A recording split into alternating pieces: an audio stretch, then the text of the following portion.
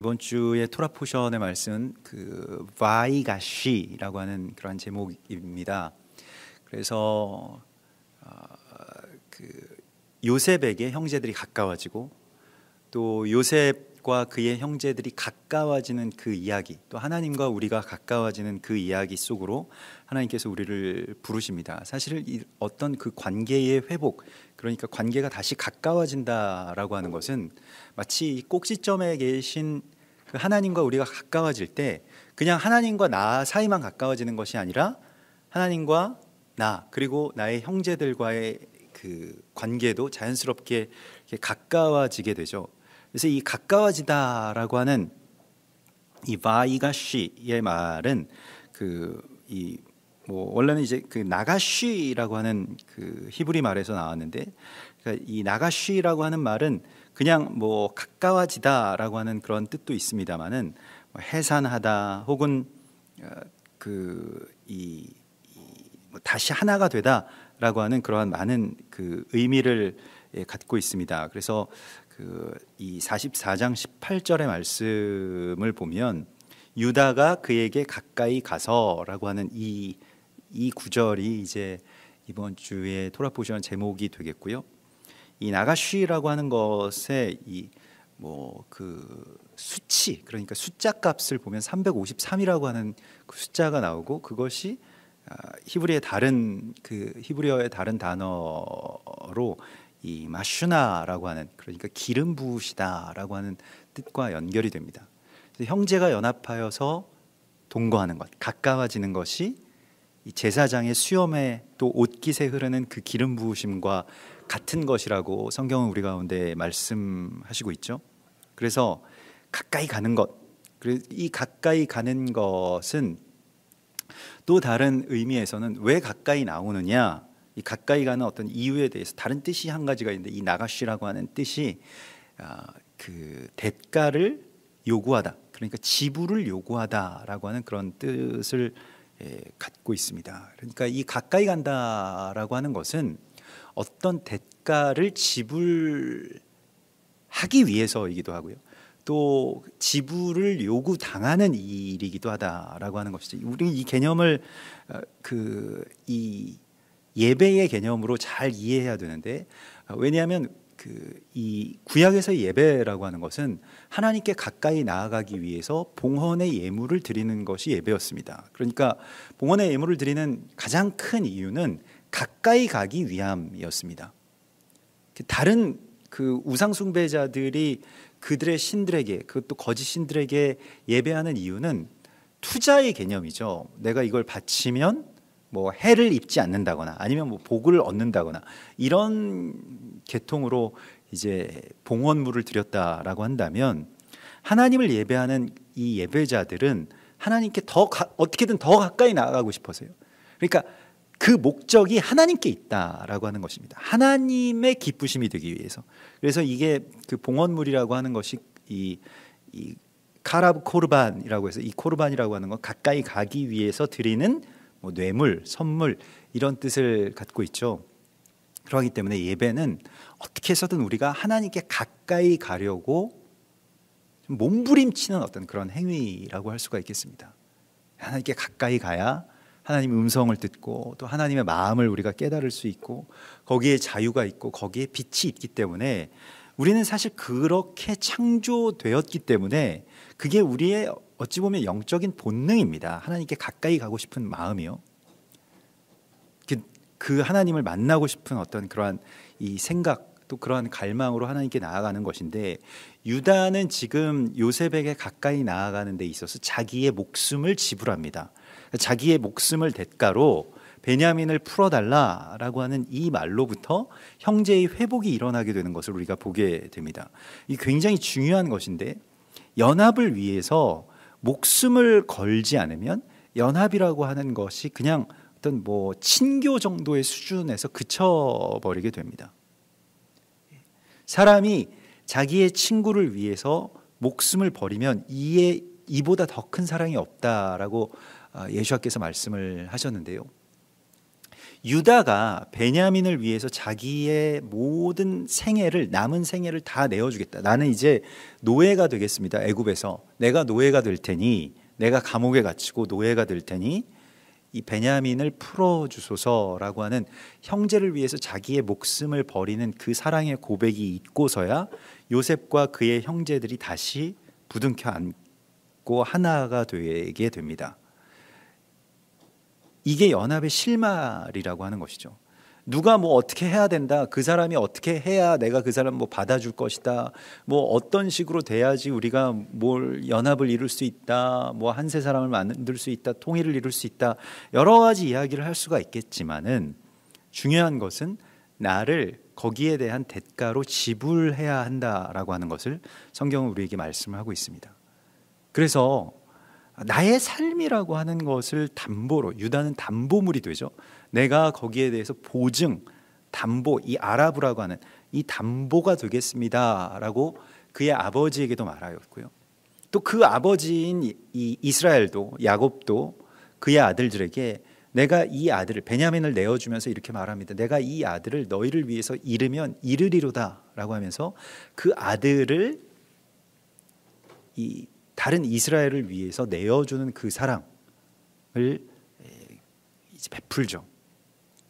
아버지께서 독생자를 우리 가운데 주신 것 같이 또 유다도 자기 자신의 삶을 그 아버지를 위해서, 아버지를 살리기 위해서, 또 그 형제들을 살리기 위해서 내어주는 그 사랑으로 말미암아서 이 가까워지는 이야기, 이것이 이번 주에 이 바이가시의 그 이야기가 되겠습니다. 오늘 말씀 속에서는 이제 그 바로 왕의 명령대로 이 아버지를, 그래서 그 요셉의 바램이기도 하죠. 이제 아버지를 완전히 모시고 와서 이제 아버지 이스라엘을 그 애굽 땅 고센이라고 하는, 고센은 이제 가까워지는 땅, 가깝게 된 땅이라고 하는 뜻입니다. 그래서 이 바이가시 또 그 고쉔, 이것이 다 이 같은 히브리어 이 어근을 갖고 있는 말입니다. 그래서 그렇게 가까워지는 땅으로 이 아버지 이스라엘을 그렇게 그 옮겨오게 하라라고 하는 이 사명이 이제 또한 형제들에게 주어집니다. 그래서 이제 명령을 받았으니 이렇게 하라. 그래서 명령을 내리죠. 이것은 이제 사명이 새롭게 시작되는 어떤 그러한 단계의 말씀이고요. 애굽 땅에서 수레를 가져다가 너희 자녀와 아내를 태우고 너희 아버지를 모셔오라, 이렇게 말을 합니다. 그래서 이번 주는 이제 그 한우카가 그 한우카의 8번째 날까지 완전히 다 마무리가 되는 그러한 주이고요. 그리고 한우카의 봉헌 예물 가운데 우리가 지난주에도 나누었던 것과 같이 가장 첫 번째 이스라엘 백성들이 한우카, 그러니까 성막을 봉헌하기 위해서 하나님 앞에 드린 것이 수레 6대였다라고 하는 것을 우리가 나누었죠. 수레라고 하는 것이 그러니까 그 성막을 움직일 수 있도록 그 변화가 가능한 상태로 만드는 것이 하나님께 올려드리는 그 제단의 봉헌이었다라고 하는 것은 굉장히 놀라운 그러한 그 말씀입니다. 그래서 이 수레라고 하는 것을 아길라라고 하는데요.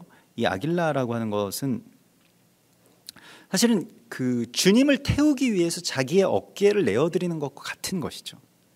자기 자신을 내어드리는 것과 같은 것이고요. 이게 뭐 자기 십자가라고도 할 수가 있겠는데, 민수기 7장 3절에 보면 그들이 여호와께 드린 헌물은 덮개 있는 수레 6대와 소 12마리니 지휘관 2사람의 수레가 하나씩이요 지휘관 1사람의 소가 1마리씩이라 그것들을 장막 앞에 드린지라. 그러니까 수레가 6대가 있고요. 그 하나의 수레를 2소가 이제 그렇게 끌고 나가게 되어 있습니다. 그래서 이 수레 6대가 이 12마리의 소에 의해서 이렇게 쭉 움직이게 되는 것. 사실은 이것이 이제 이스라엘이죠. 이스라엘이라고 하는 것은 움직이는 이 하나님의 나라라고 할 수가 있겠고요. 이 거대한 어떤 이 수레바퀴의 환상으로 이제 이 에스겔 선지자에게 그렇게 전해지기도 하는데, 사실 이 아길라라고 하는 이 아길라 이거 다 수레라고 하는 것은 그 바퀴에서 나온 말입니다. 그래서 선회에서 돌다라고 하는 그런 뜻이고요. 그 절기라고 하는 말이 이제 그 하가그라고도 말을 하는데 모에딤이라고 하는 말도 있습니다만은 하가그라고 할 때 그것은 이제 빙빙 돌다라고 하는 그런 뜻입니다. 강강수월래 손을 잡고 오른쪽으로 빙빙 돌아라 이런 것처럼 빙빙빙빙 도는 것인데 그냥 제자리로 돌아오는 것이 아니고 선회하면서 어딘가를 향해서 이제 행진하듯이 혹은 춤추듯이 이제 나아가게 되는 것이죠. 봄, 여름, 가을, 겨울, 6월절, 오순절, 초막절, 6월절, 오순절, 초막절 계속해서 이게 반복되는 듯 싶지만 무언가 다음 단계로 우리가 가 있는 지난해 12월 달에 여러분 어디에서 무엇을 하고 계셨습니까? 또 어떤 영적인 단계였을까요? 삶에 있어서. 다시 이제 벌써 연말이 왔죠. 올 한 해도 얼마 남지 않고 우리가 새해를 또 바라보고 있고요. 이 세상의 시간 가운데서는요. 또 하나님의 시간 안에서는 5779년이 벌써 이제 시작이 되었죠. 그래서 하나님의 역사의 이 수레가 이렇게 움직이기 시작했는데 이것이 이제 무언가 하나님의 역사대로 돌아가고 있는 것이죠. 돌아간다라고 표현돼 이 진행된다라고 하는 것이 일직선으로 진행되지 않기 때문에 하나님의 역사는 이 돌기 시작한다라는 것입니다. 에스겔서 10장 13절에 보면 내가 들으니 그 바퀴들을 도는 것이라 부르며 이렇게 되어 있습니다. 그래서 이게 이제 이 아갈라죠. 그러니까 도는 것, 이게 수레 이것인데 에스겔 선지자가 그발강가에서 본 환상이 이 에스겔서 1장에 내가 그 생물들을 보니 그 바퀴의 모양과 구조는 황옥같이 보이는데 그 넷은 똑같은 모양을 가지고 있으며 그들의 모양과 구조는 바퀴 안에 바퀴가 있는 것 같으며 바퀴가 연결돼서 바퀴 안에 또 바퀴가 있고요. 그러면서 그들이 갈 때에는 중요한 것은 이것입니다. 1장 14절에 보면 사방으로 향한 대로 돌이키지 아니하고 가며 그러니까 뒤로 물러나지 않고 나아간다라고 하는 것입니다. 더 놀라운 것은 성령께서 어떤 쪽으로 가면 생물들도 그 바퀴를 포함해서요. 영이 가려고 하는 곳으로 가고 바퀴들도 그 곁에서 들리니 이는 생물의 영이 그 바퀴들 가운데 있음이니라. 그래서 무언가 이렇게 어떤 굉장히 움직이는 어떤 거대한 어떤 전차 혹은 바퀴처럼 묘사된 그것이 바로 이스라엘의 회복, 그러니까 이스라엘 특별히 제단의 회복과 봉헌과 연결되어 있다라고 하는 것을 주께서 말씀하십니다. 그래서 변화될 수 있는 상태 혹은 또한 바퀴 안에 바퀴가 있고 또 성령께서 행하시고자 하는 대로 그렇게 온전하게 행하게 되는 바로 그 상태, 이것을 이제 봉헌이다라고 말하는 것입니다. 특별히 이스라엘에 가면 하누카의 절기 가운데 이 드레이들이라고 하는 팽이를 돌립니다. 그게 다 바퀴에 도는 것과도 연결이 되는데요. 그 넘어져 있던 팽이가 돌기 시작하면 어떻게 됩니까? 도는 동안 서 있죠.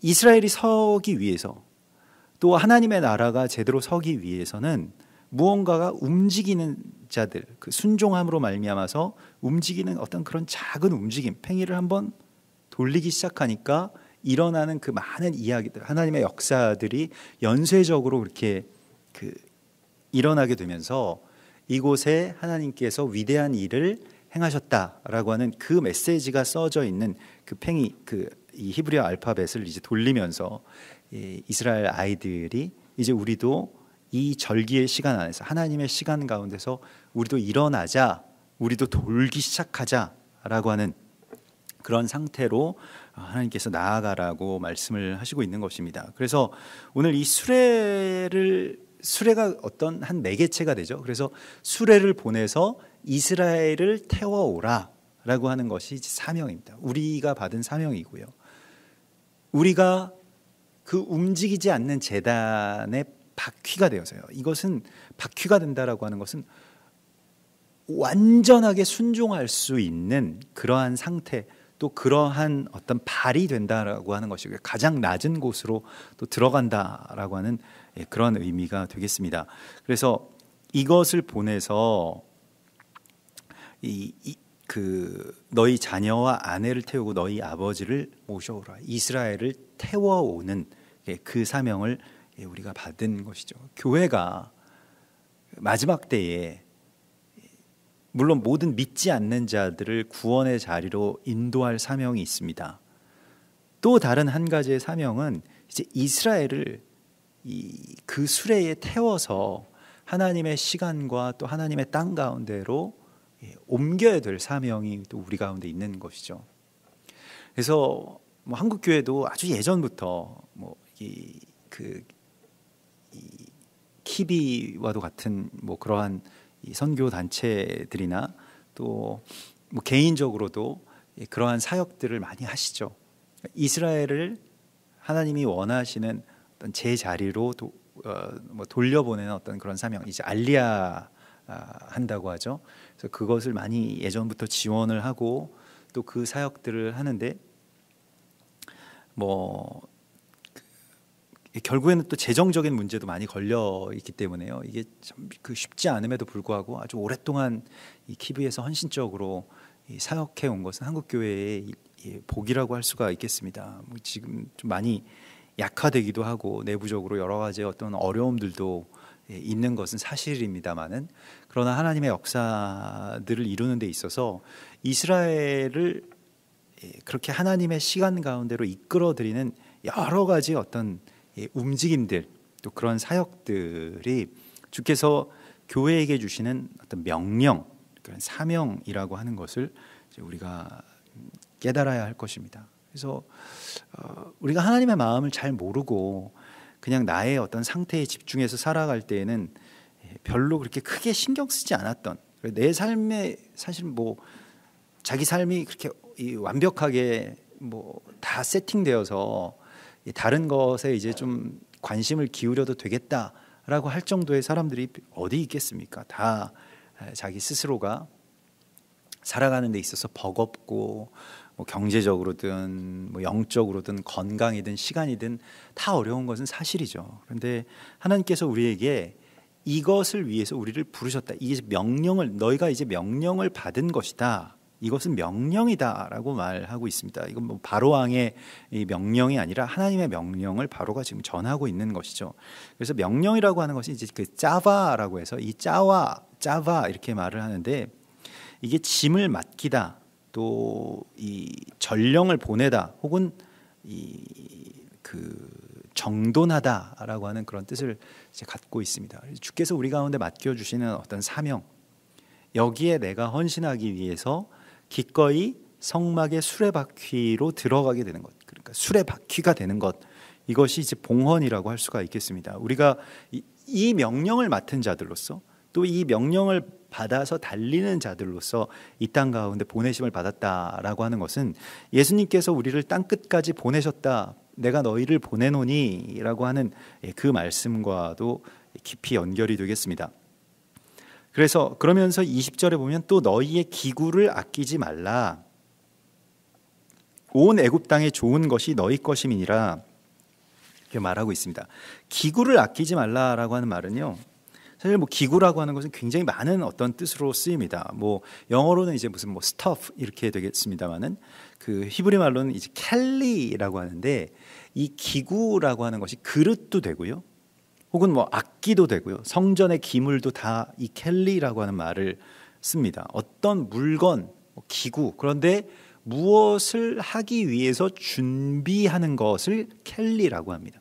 켈리라고 하는 것은 우리가 봉헌물 가운데서도 특별히 그 기구를 주님께 드리지 않습니까? 사실 수레도 마찬가지고요. 그 수레 다음에 드리는 예물이 은 쟁반과 은 주발이라고 하는 그 성막의 기구였습니다.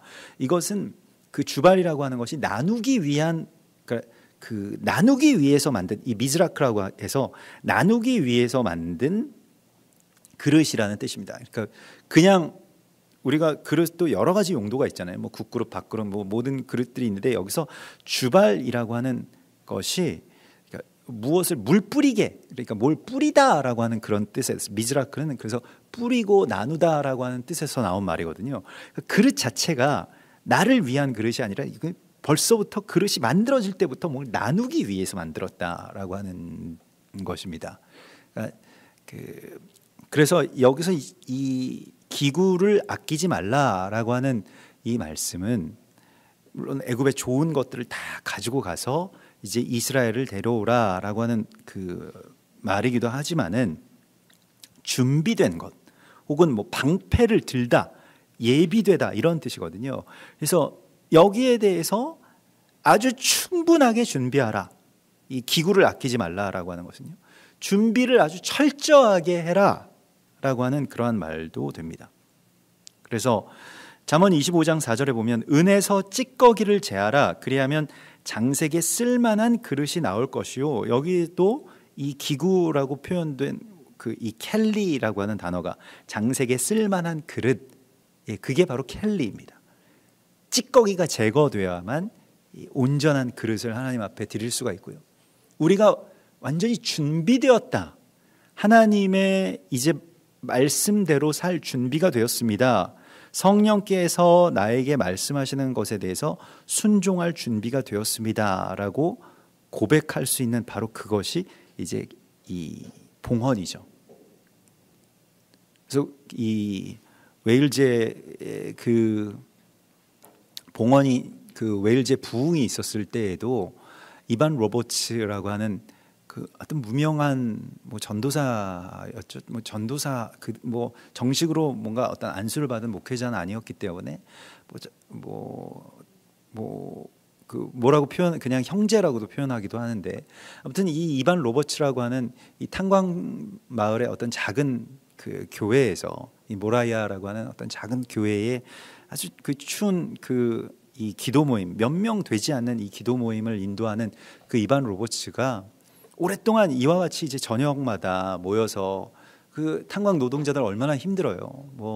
근데 그 노동을 마치고 교회에 와서 정말로 어떤 한 시대의 획을 그을 만한 어마어마한 부흥을 예비하라고 하는 주님의 그러한 이 마음들을 다 그 동역자들과 같이 받고 계속 기도하다가 거기에 그 기록에 보면 이반 로버츠가 어느 날 정말 제단 앞에 엎드려서 이런 기도를 했다고 합니다. 하나님, 제가 이제 하나님의 말씀에 완전하게 순종할 준비가 됐습니다. 이 제단에 나를 드릴 준비가 됐습니다. 완전히 엎드려서 그런 고백을 했다고 하죠. 그리고 다음 날 이제 그 웨일즈의 그 작은 그 교회의 기도 모임에 어마어마한 성령의 불이 확 붙여지게 되고 그게 이제 계속 뭐 인도로 또 LA 뭐 아주사 뭐 또 평양으로 그게 막 번져갔다라고 하는 것입니다. 그래서 이 부흥의 역사가 하나님께서 일으키시는 어떤 그런 부흥의 역사를 준비하는 어떤 그릇이 되는 그 기름 그릇과 같이 그 그릇이 되는 자들을 하나님께서 찾으시고 또 부르시는데 그것이 봉헌된 자들이라는 것입니다. 이렇게 준비하라고 주께서 말씀을 하십니다. 이것은 훈련되는 것이고요. 또 우리 안에 있는 어떤 찌꺼기들이 있으면 이 찌꺼기들이 있는 상태에서 거기에 이 기름을 담게 되면 기름의 그을음이 그 불의 그을음이 나게 되겠죠. 그래서 우리가 주의 일을 맡아서 한다라고 할 때는 그 안에 있는 모든 어떤 찌꺼기들이 먼저 제거될 수 있도록 우리가 스스로를 살펴야 되고요. 또 이 사람들의 어떤 그런 말도 잘 들어야 되고요. 여러 가지 어떤 그런 훈련이 우리 안에서 필요한 것입니다. 그래서 뭐 봉헌한다라고 하는 말을 우리가 뭐 그 지난주에 우리 한우카 때도 나누었습니다만은 훈련한다라고 하는 말과 같은 말이죠. 한우카는 봉헌되다, 교육하다, 훈련하다 이런 말이었는데요. 그래서 이 준비한다라고 하는 것이요. 하나님의 시간을 예비한다라고 하는 것이요. 우리가 하나님께 쓰임을 받을 수 있도록 준비되는 것은 정말로 중요한 것입니다. 건강도 관리해야 될 거고요. 또 영적인 어떤 그 자기 자신의 상태는 말할 것도 없고 여러 가지 어떤 상황들을 이제 준비해야 되는데 그 준비를 아끼지 말라고 주께서 말씀을 하십니다. 사실 하나님의 일을 하는 데 있어서 우리가 아끼는 게 굉장히 많거든요. 왜냐하면 이게 이 그래서 인색함으로 하나님의 일을 하지 말라. 고린도후서 9장 7절에서는 이런 말씀을 하시는데, 인색함으로나 억지로 하지 말라. 하나님은 능히 모든 은혜를 너희에게 넘치게 하신다. 너희로 그 모든 것에 넉넉하여 모든 착한 일을 넘치시게 하는 분이라고 성경 말씀하고 있습니다. 우리가 잘 알지 않습니까? 하나님은 넘치는 분이라고 하는 것을 오병이어의 사건에서도 그거 다 먹고 12광줄이 남게 되고요. 하나님 모든 것을 뭐 정말로 이 오버플로잉을 하시는데, 하나님이 나에게 대해서 그렇게 넘치도록 오버플로잉 하는 것에 대해서 우리가 바라는 것도 바라는 것입니다만은, 우리가 하나님에 대해서 넘쳐야 된다고 성경은 말씀을 하고 있습니다.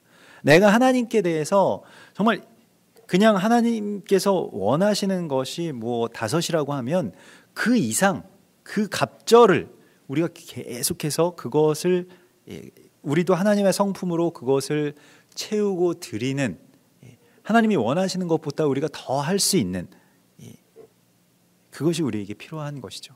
아끼지 말라고 말씀을 하십니다.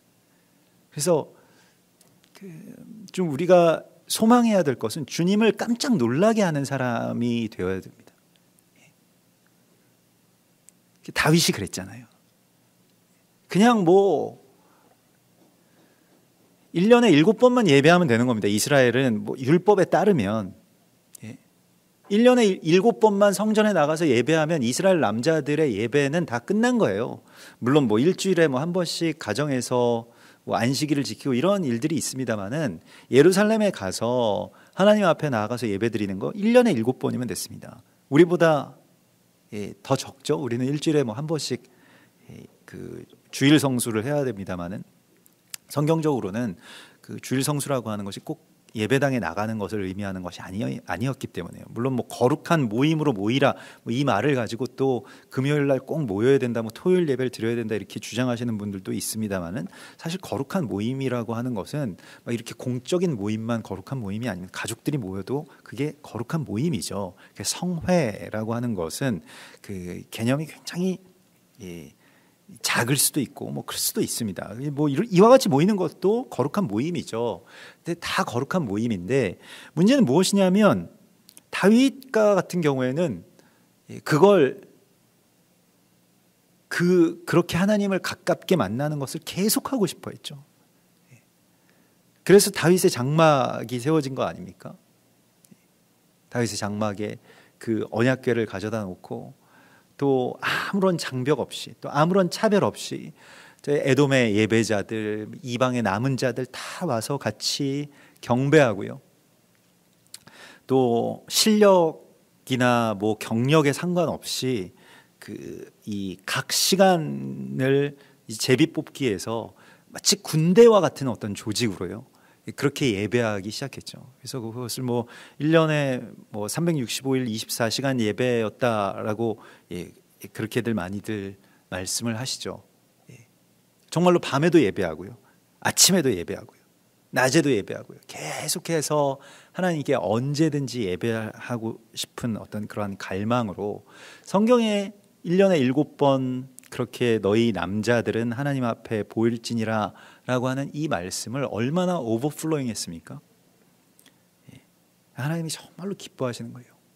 그래서 우리가 그냥 막 의무감에, 어떻게 뭐 그 죄책감에, 혹은 뭐 안 하면 좀 찜찜하니까 이 정도 선에서 이렇게 그 겨우겨우 따라가는 것이 아니라 확 그거보다 훨씬 더 어떤 많은 그러한 것을 하나님 앞에 드리는 것, 또 이 준비하는 것, 그렇게 우리의 것을 내어드리면서 준비하는 것, 이것을 주께서 우리에게 말씀을 하십니다. 그러면서 이제 요셉이 바로의 명령대로 그들에게 수레를 주고요, 내어주고요, 또 그들에게 각기 옷 한 벌씩을 주되 베냐민에게는 은 300과 옷 5벌을 주었다라고 말하고 있습니다. 이 옷을 주었다라고 하는 것이요, 이 300이라고 하는 숫자도 뭐 기드온의 300용사 뭐 이와 같이 이 300이라고 하는 숫자는 이제 하나님의 백성, 하나님의 용사의 숫자이고요. 5이라고 하는 숫자는 우리가 지난주에도 나누었던 것과 같이 이제 뭐 말씀의 숫자죠. 말씀, 모세오경. 또 특별히 베냐민의 숫자이기도 합니다. 베냐민에게 5배, 5벌, 뭐 5이라고 하는 숫자가 연결이 되기 때문에요. 그래서 그 옷을 빼앗겨서 갈기갈기 찢겼던 요셉이 지금 형제들에게 다시 옷을 입혀주는 그런 장면을 여러분 보게 됩니다. 사실 이것이 요셉이 형제들을 용서하는 방식이었는데요. 요셉은 형제들을 용서할 때 내가 당신들을 다 용서했습니다, 이렇게 용서에 대한 생색을 내지 않습니다. 다만 형제들을 위로하고요, 또 형제들의 죄책감에 대해서 하나님의 마음을 전합니다. 이것이 다 하나님의 뜻을 행하기 위해서 한 것입니다. 사실 용서에 대한 권한은 우리에게 없습니다. 우리가 용서하고 말고 이런 자격이 없어요. 왜냐하면 죄에 대한 판단은 내가 하는 것이 아니기 때문에 그렇습니다.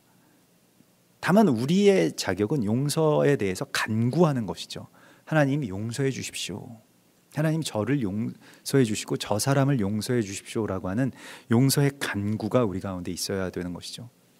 그래서 우리는 이렇게 누군가를 죄에서 해방시키기 위한 사명을 갖고 있습니다.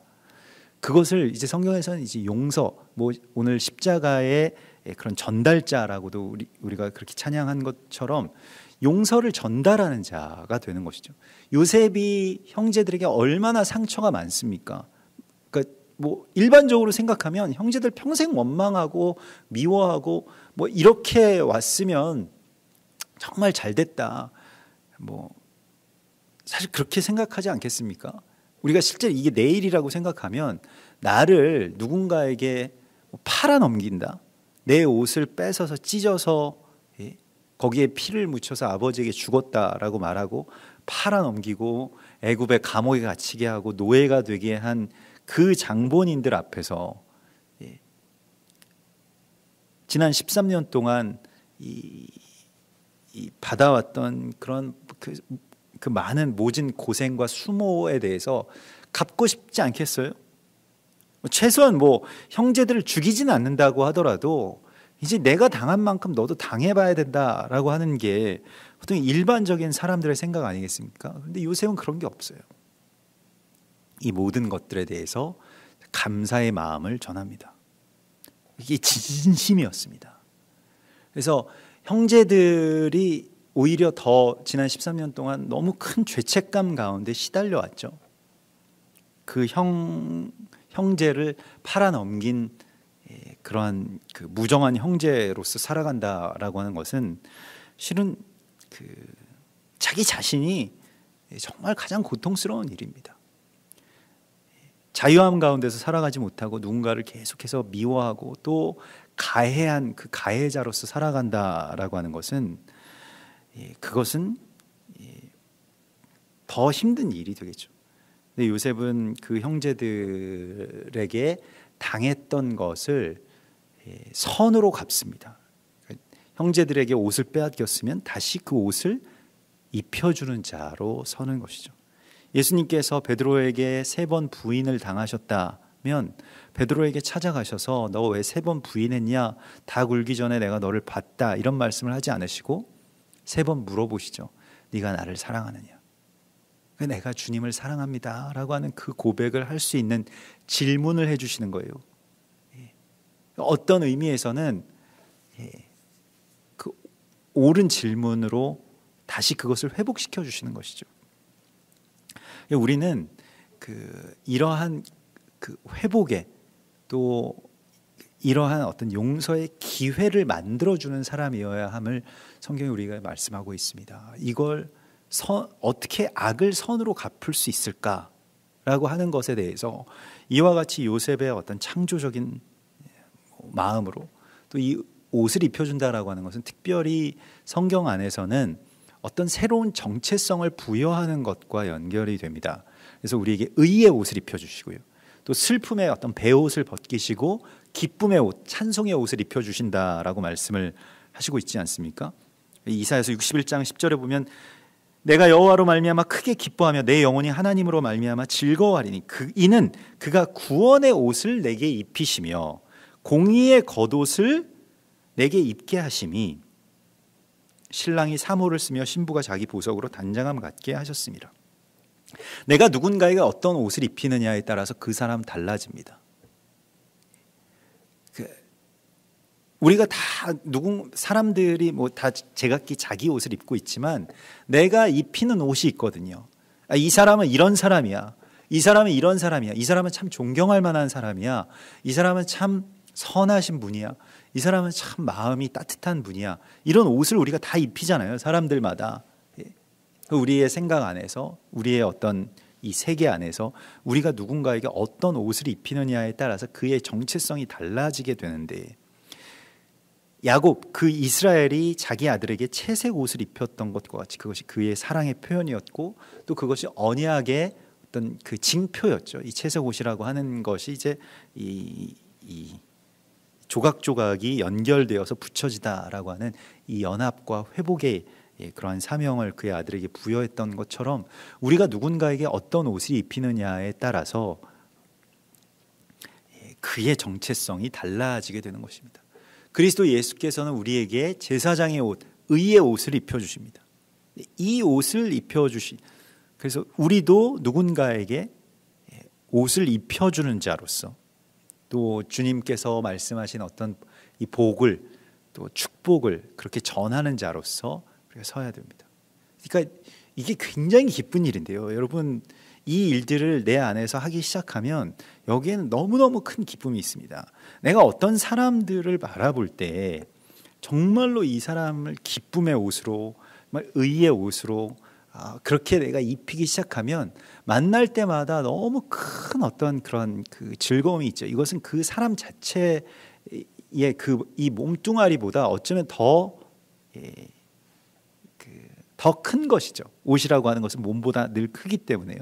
그래서 그 사람의 본질이 좀 부족함이 다 사람들이 있겠죠. 어떤 면은 뭐 좋을 수도 있고 어떤 면은 안 좋을 수도 있고, 다 좋은 사람이 어디 있고 다 안 좋은 악한 사람이 어디 있겠습니까만은 그 위에 내가 입히는 옷, 여기서는 뭐 캐토레트라고도 말을 하는데, 덮다라고 하는 뜻이죠. 내가 어떻게 덮느냐에 따라서 그는 완전히 다른 사람이 됩니다. 사랑의 눈으로 보는 것이고요. 그래서 이것은 어찌 보면 이 결단의 문제이기도 하고요. 또 어떤 면에서 보면 이것이 성령이 내 안에서 오셔서 행하시는 어떤 기적과도 같은 일입니다. 예전에 제가 잠깐 밖에 나가서 일을 할 때가 있지 않았습니까? 그래서 교회 사역을 하면서 이제 주중에 일을 할 수밖에 없는 그러한 상황이 있어서 나가서 일을 하는데, 이게 그 조그만 무슨 어떤 그런 경비실, 그러니까 뭐 자동차 그 정비 공장의 경비실에 그 경비 아저씨 1명, 그다음에 주차 요원 2명, 그리고 그 차를 저 멀리 밖에서 갖다 주는 그 기사 2명, 이렇게 해서 5명이 그 조그만 한 평 뭐 남짓한 그 경비실에 다닥다닥 이제 앉아 있어야 되는 거예요. 그러다가 이제 뭐 어디 가라 그러면 이제 저는 나가서 차를 가져오고 뭐 이런 일이었는데, 아무튼 거기서 이제 5명이 앉아 있으니까 얼마나 뭐 서로 막 부딪히는 일들이 많이 있겠어요. 그래서 이 사역을 하면서 이제 거기에 나갔는데, 하나님께서 어떤 마음을 주시냐면, 너무 그 사람들이 그냥 그 사람들 예수 믿는 사람들도 아니었고 뭐 다 거칠고 매일 막 입에 욕을 달고 사는 뭐 그런 정말 어렵게 살아가는 사람들이었습니다. 사연이 많은 그런 분들이었는데, 또 그분들을 만날 때마다 아침에 이제 뭐 새벽 예배 이렇게 끝나고 이제 뭐 아침 먹고 이렇게 출근해서 이렇게 보면 참 세상을 살아가는 그 사람들, 그것도 세상에서 가장 어떻게 보면 좀 낮은 곳이죠. 좀 고생하면서 살아가는 그 사람들을 그냥 보면 그냥 이유 없이 마음이 되게 좋은 거예요.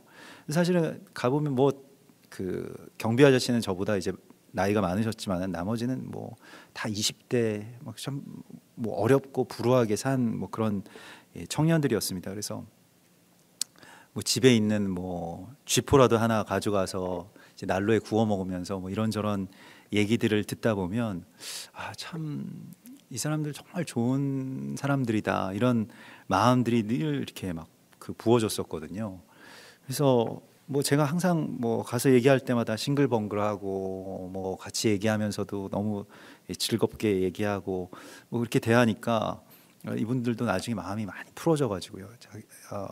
거기에 한 형제가 그 같이 일하던 어떤 한 친구가 저도 형님 따라서 교회 한번 나가보고 싶다고 뭐 이런 얘기를 하더라고요. 그래서 참 감사하게 그렇게 그 생각이 됐는데 뭐 요즘도 가끔씩 연락이 옵니다. 근데 물론 뭐 사람이 그 성격이나 어떤 뭐 지위나 또 여러 가지의 어떤 그 자기만의 고유한 정체성들이 있겠지만은 하나님이 보게 해주시는 또 하나님이 입히게 해주시는 그 옷을 우리가 입히는 순간 세상은 완전히 달라지고요. 사람도 완전히 달라지는 것을 보게 됩니다. 어쩌면 매일 뭐 그런 제가 이렇게 생각해 봤어요. 하나님이 거기에서 만약에 그런 마음을 주시지 않았다면 정말 지옥 같았겠다. 여기서 뭐 사실 그 안에서도 뭐 서로 좀 관계가 안 좋아서 뭐 싸우기도 하고 뭐 다투기도 하고 뭐 별거 아닌데 저는 이제 옆에서 들으면 되게 웃긴 이야기인데 뭐 하나 가지고 뭐 이게 맞네 저거에 틀리네 뭐 남자들 뭐 하는 이야기 있잖아요. 뭐 다 고집과 자존심은 세서 뭐가 맞는 이야기다 뭐가 틀린 이야기다 뭐 그래서 뭐 그런 이야기들을 들을 때마다 맞으면 어떻고 틀리면 어떻습니까? 뭐 그 안에서 그 경비실 안에서 내가 맞니 네가 틀리니 이게 무슨 상관이 있겠어요? 근데 뭐 그렇게 싸우는 것들도 보면서 또 뭐 세상에 대해서도 더 다른 시각들도 이렇게 갖게 되고요. 그래서 많이 어떤 공부가 되었는데 하나님께서 우리에게 의의 옷을 입혀주신 것은 우리가 그냥 우리 자신의 부족함 또 연약함 이런 것들을 다 가릴 수 있는 그러한 그 아들의 옷 제사장의 옷을 우리에게 지어서 입혀주신 것입니다. 그러하기 때문에 우리도 누군가 헐벗은 것을 보면 그것은 그의 수치가 드러난다라고 하는 것이거든요. 우리 딱 보면 여러분 전문가들이시기 때문에 다 알잖아요. 이 사람 딱 견적이 나오잖아요. 이 사람이 뭐가 부족한지. 이 사람이 다 좋은데 이거 부족하단 말이야. 이게 다 나올 거 아닙니까? 그러면 입혀주라 이렇게 말씀을 하십니다. 거기에 대해서 내가 가려주는 자가 되어야지 그걸 드러내는 자가 되지 말라고 말씀을 하십니다. 복된 사람은 이 셈과 또 이 야벳은 자기 아버지의 그 벗은 것을 보고 뒷걸음질 쳐 들어가서 그 옷을 덮어준 사람들이었고요. 거기에서 저주를 받은 자는 어떻습니까? 그 치부를 드러내고 뭐 나아가서 말하던 자들이었고요. 마찬가지의 일을 우리가 계속해서 반복해서는 안 됩니다. 마음에 들지 않는 이야기라고 할지라도 또 어쩌면 어떤 그 권위에 대해서 혹은 뭐 나라에 대해서 뭐 어디에 대해서 뭐 어떤 문제가 있다고 할지라도 이것을 우리가 어떻게 덮을 수 있을 것이냐.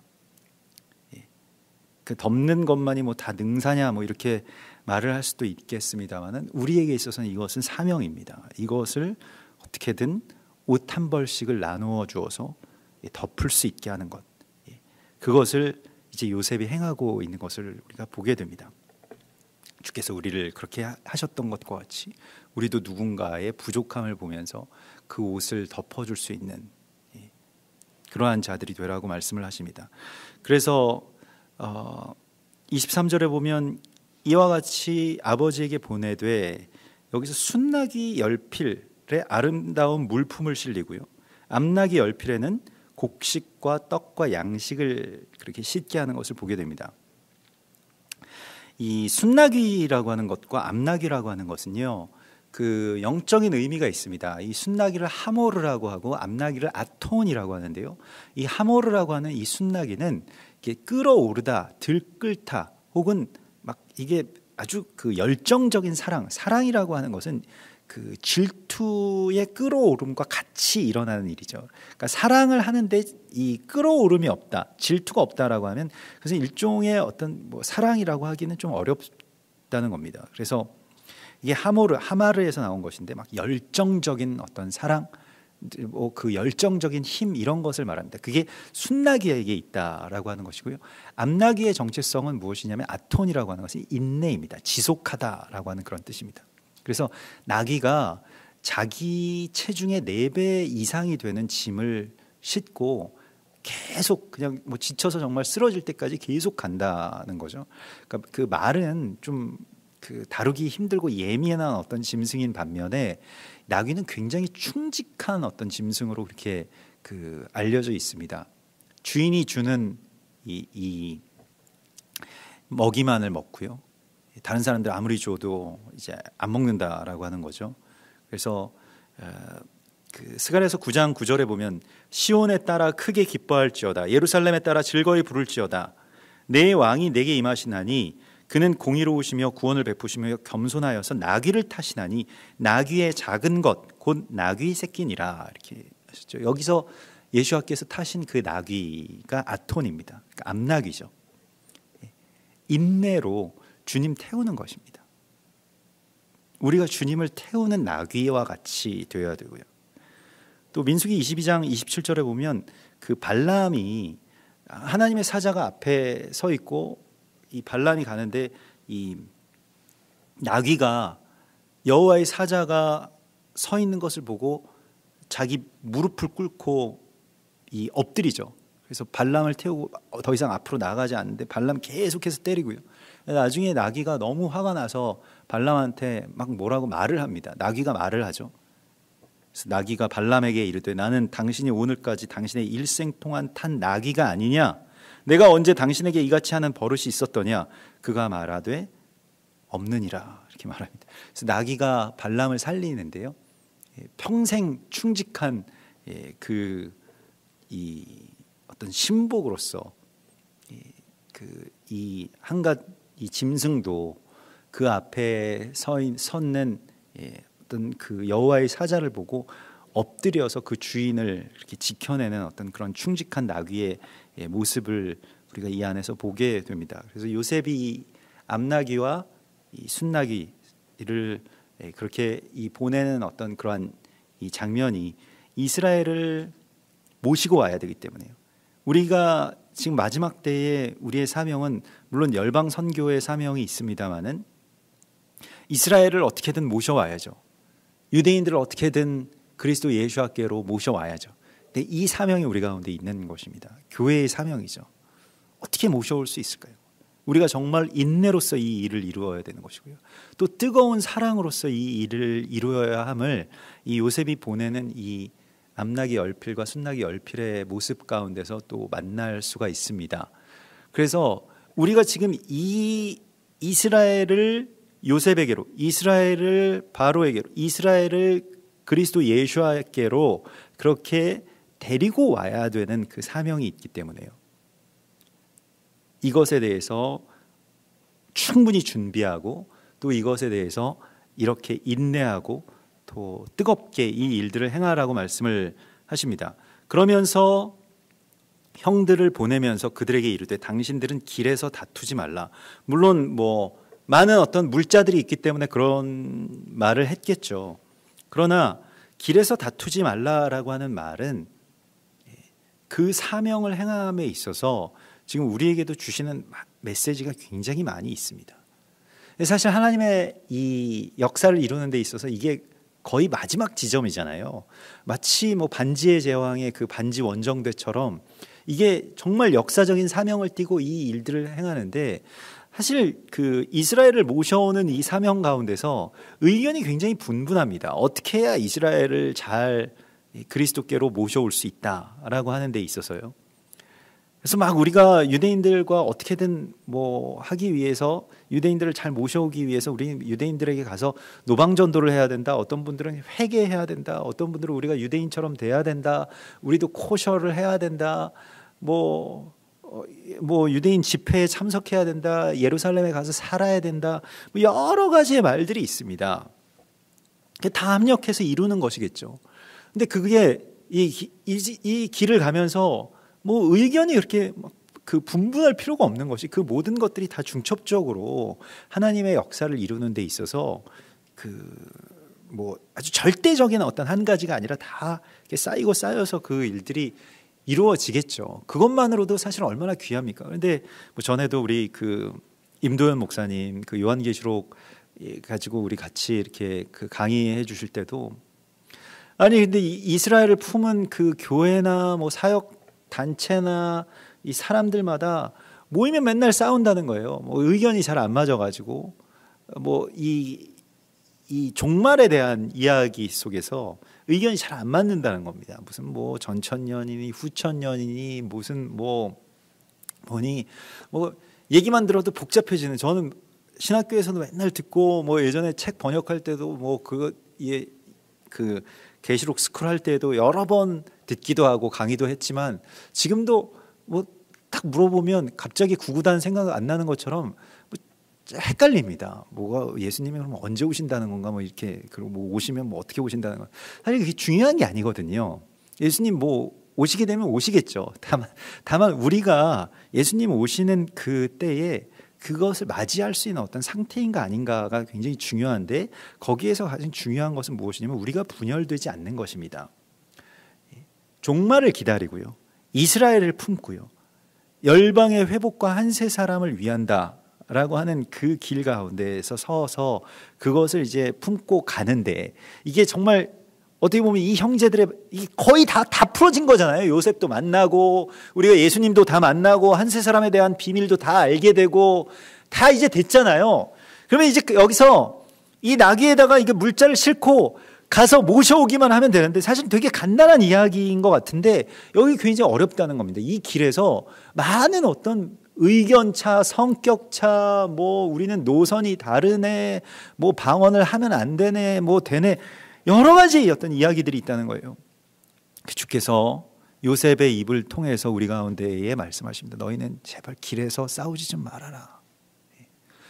사실 뭐 교회의 일이라고 하는 것도 마찬가지고요. 주의 일이라고 하는 거 다 마찬가지입니다.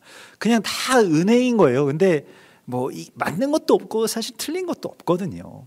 다 하다 보면 그럼 뭐 누구 마음대로 누구 뜻대로 할 거냐? 다 주님 뜻대로 하는 건데 거기서 흠없이 이 모든 일들을 온전하게 하려고 이 일들을 행할 때에 다투지 말라라고 주께서 말씀을 하십니다. 그래서 두세 사람이 우리가 정말로 합심하고요. 또 하나가 되고요. 이 길에서 다투지 않는 것. 여기서 다투는 이유가 있습니다. 여기서 다투다라고 하는 말이 라가즈라고 하는 말인데요. 이거는 단순한 싸움이 아니라 그 분노인데 두려움 때문에 불안해서 싸운다라고 표현이 되어 있습니다. 그러니까 겁이 나가지고 싸우게 되는 거거든요. 그냥 단순히 화가 나는 게 아니라 겁이 나서 그 겁을 내가 감추고 어떻게든 그 겁에서 빠져나오기 위해서 이제 다투기 시작하는 어떤 그런 것입니다. 사실 이게 그 두려움 때문에 많은 것들이 불안도 있고 또 분열도 있고 이렇게 되죠. 그래서 주의 일들을 하는 데 있어서 우리가 이 길에서 다투지 말라라고 하는 주님의 음성에 정말 귀 기울여야 됩니다. 그래서 이게 각 지체로서 내가 할 수 없는 것을 행하는 분들이 있잖아요. 거기에 대해서 그냥 감사하고 저분은 저 지체로서 저 일들을 잘 감당하고 계시는구나. 또 그분에게 부족한 것을 내가 하는 부분이 있고요. 그것이 서로 연결되는 그러한 연합이고 합력하는 그러한 일들이죠. 답 하나를 정해놓고 여기에 맞지 않으면 너희 다 틀리고 다 쓸모없는 거고 이렇게 되지 않는 것입니다. 그래서 이제 그들이 애굽에서 올라와 가나안 땅으로 들어가서 그 중간에 그 형제들이 아무 말이 없는 것, 그 길 가운데서 어떤 그 스토리가 없는 것을 보면 이들이 길에서 다투지 않은 것 같습니다. 의견이 분분해지지 않았던 것 같습니다. 그리고 아버지 야곱 곧 이스라엘에게 그 요셉에 대한 이야기를 전하죠. 그리고 거기에 대해서 이스라엘 알아듣지 못하는데 27절에 보면 그들이 요셉이 자기들에게 부탁한 모든 말로 그들에게 그에게 말하매. 그래서 모든 말을 전하고 말씀을 전하는 것이죠. 그리고 그 아버지는 요셉이 자기를 태우려고 보낸 수레를 보고서야 기운이 소생한지라. 그 수레, 이 아갈라라고 하는 이 수레를 보고 그 이스라엘이 힘을 얻게 되는 바로 이 이야기, 그 뭐 제단의 봉헌, 성막의 봉헌과 연결되는 이 이야기고요. 사실 이것은 주의 제자들, 주의 손과 발이 된 제자들이 서게 되는 이야기와도 연결이 됩니다. 그래서 갈릴리, 이 갈랄이라고 하는 것도 이 선회하다, 돌다, 이 수레 바퀴와 같은 형상이라고 해서 붙여진 이름이거든요. 그래서 이와 같이 주의 사람들이 움직이기 시작하는 것, 또 서로 다투지 않고 서로 연결되어서 유기적으로 이 바퀴가 뭐 정말로 톱니바퀴처럼 맞물려서 돌아가기 시작할 때 하나님의 거룩한 역사, 이스라엘의 회복의 역사, 또 그리스도 예수와의 시간이 완성되는 그러한 역사들을 하나님께서 이루시겠다라고 말씀을 하십니다. 이 마지막 때에 우리가 이 수레를 갖고 나귀를 몰고 이스라엘을 태우러 가야 됩니다. 이스라엘을 잘 태워서 그들에게 주님께서 우리에게 분부하신 모든 말씀을 전하고요. 또 그들이 예수님께로 가까이 올 수 있도록 우리가 이 사명을 온전하게 또 훌륭하게 잘 감당할 수 있을 것이라고 믿습니다. 같이 기도하겠습니다. 나 여호와가 말하노라. 이스라엘 자손이 예물을 깨끗한 그릇에 담아 여호와의 집에 드림과 같이 그들이 너희 모든 형제를 문 나라에서 나의 성산 예루살렘으로 말과 수레와 교자와 노새와 낙타에 태워다가 여호와께 예물로 드릴 것이요 나는 그 가운데에서 택하여 제사장과 레위인을 삼으리라. 여호와의 말이니라. 주여, 이 말씀이 이 온 땅 가운데 이루어지게 하시고 특별히 주님의 약속의 땅인 저 이스라엘 땅과 유대인들 안에서 이루어지기를 원하나이다.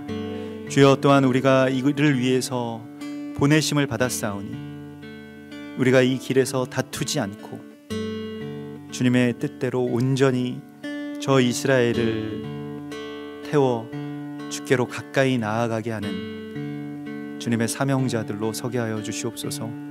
우리에게 이 힘을 주시고 또 이러한 새로운 기름 부으심을 허락하여 주셔서 우리로 이 일에 지치지 않게 하시고 더 많이 넘치도록 주께 또 이 세상과 이스라엘을 향해서 베푸는 자들 되게 하여 주시옵소서. 거룩하신 예수와 메시아 이름으로 감사하며 기도드리옵나이다. 아멘. 하늘에 계신 우리 아버지시여, 이름이 거룩히 여김을 받으시오며 나라의 임하옵시며 뜻이 하늘에서 이룬 것 같이 땅에서도 이루어지이다.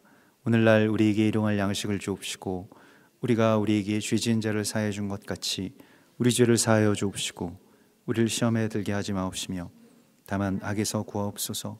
대개 나라와 권세와 영광이 아버지께 영원히 있사옵나이다. 아멘.